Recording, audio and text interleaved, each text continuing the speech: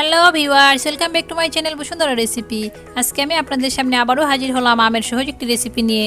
আমার আজকের রেসিপি হচ্ছে আমের কেক রেসিপি। যারা এখনও আমার চ্যানেলটি সাবস্ক্রাইব করেননি তারা এখনই সাবস্ক্রাইব করে ফেলুন।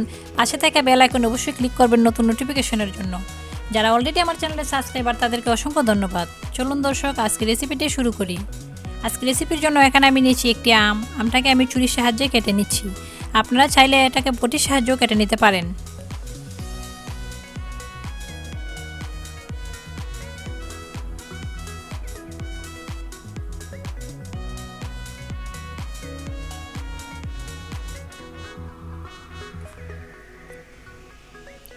আমি এটা ছোটো ছোটো পিস করে নিচ্ছি।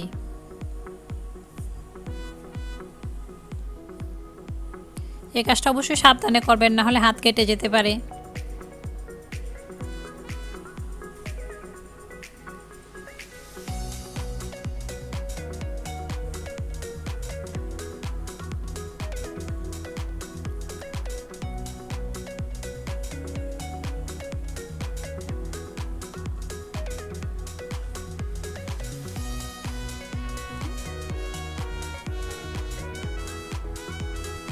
আমটা টুকরো করা হয়ে গেছে, এখন আমি এটাকে ব্লেন্ডারে দিয়ে দিচ্ছি।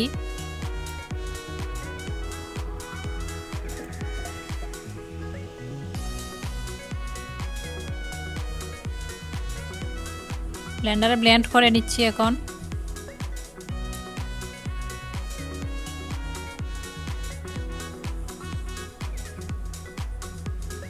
ব্লেন্ড করা হয়ে গেছে। আমি এখানে মেপে নিয়েছি হাফ কাপ পরিমাণ আমের পিউরি হয়েছে।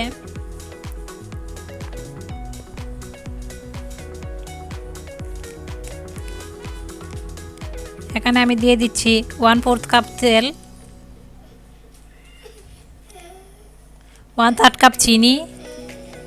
এগুলোকে একটু নেড়ে নিচ্ছি।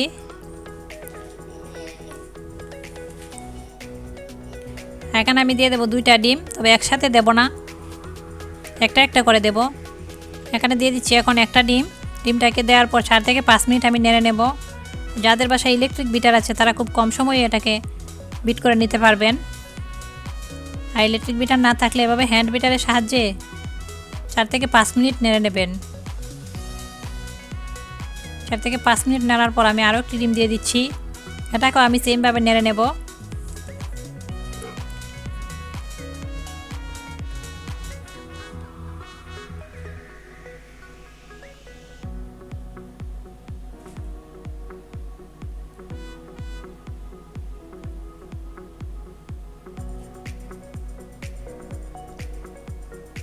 যত ভালোভাবে এটাকে মিক্স করবেন কেকটা ততই ভালো হবে।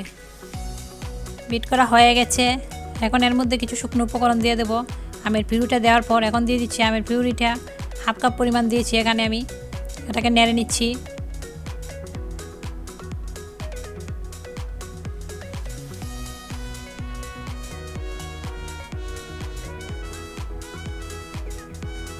দিয়ে দিচ্ছি 1 কাপ পরিমাণ ময়দা। ময়দাটাকে আমি আগে থেকে চেলে নিয়েছি। অবশ্যই চেলে ময়দাটা ব্যবহার করবেন, না হলে কেকের ব্যাটারটা ভালো হবে না, কেকটাও ভালো হবে না।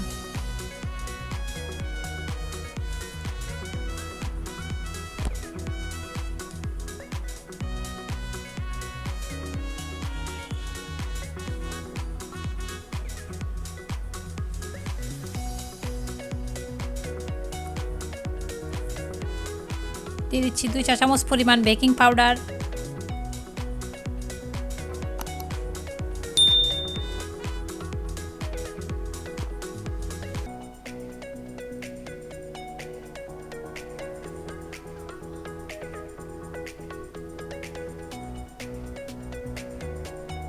দেখতে পাচ্ছেন খুব ভালোভাবে মিক্স করা হয়ে গেছে।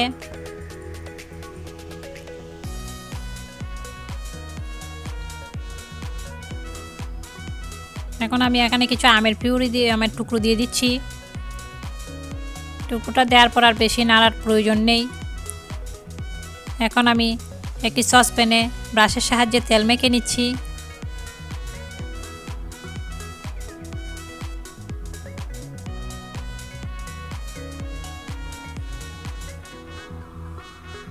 সাইডেও আমি তেলটা মেখে নেব।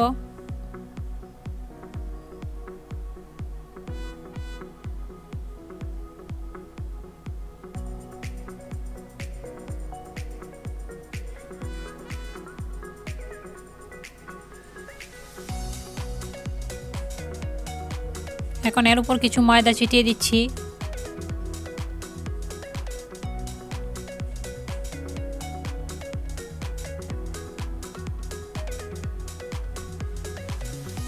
সাইডেও দিয়ে দিচ্ছি।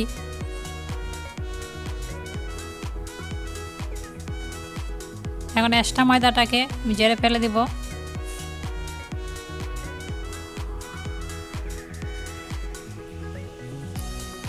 এখন আমি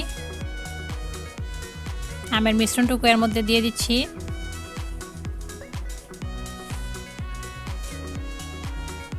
একটু জাকিয়ে নিয়েছি, অবশ্যই একটু জাকিয়ে নেবেন যাতে নিচে কোনো গ্যাপ না থাকে।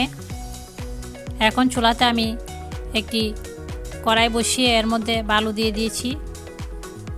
বালুটা অল্প পরিমাণ গরম হওয়ার পর আমি কেকটা এর মধ্যে বসিয়ে দেব। গরম হয়ে গেছে, এখন আমি কেকটা এর মধ্যে বসিয়ে দিচ্ছি। ঢাকনা দিয়ে দিয়েছি। 5 মিনিট আমি মিডিয়াম টু হাই আছে এটাকে জাল করে নিচ্ছি। 5 মিনিট পর একদম লো আছে দিয়ে দেব।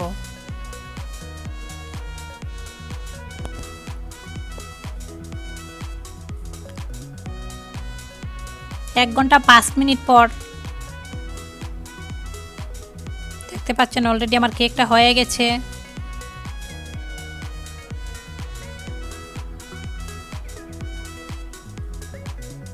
আমি একটি ছুরির সাহায্যে দেখিয়ে দিচ্ছি। দেখতে পাচ্ছেন কেকটা খুবই ভালো হয়েছে। এখন একটি ছুরির সাহায্যে এটাকে আমি উঠিয়ে নিচ্ছি ঠান্ডা হওয়ার পর। অবশ্যই ঠান্ডা হওয়ার পর এই কাজটি করবেন, না হলে কেকটা ভেঙে যাবে।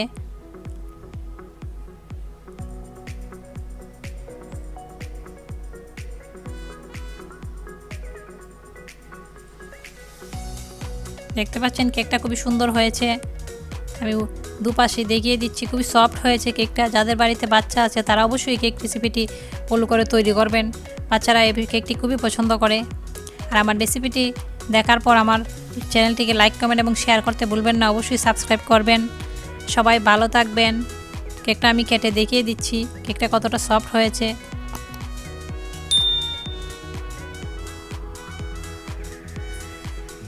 খুবই সিম্পলভাবে আমি টুকরো দিয়ে এটাকে সাজিয়ে নিচ্ছি।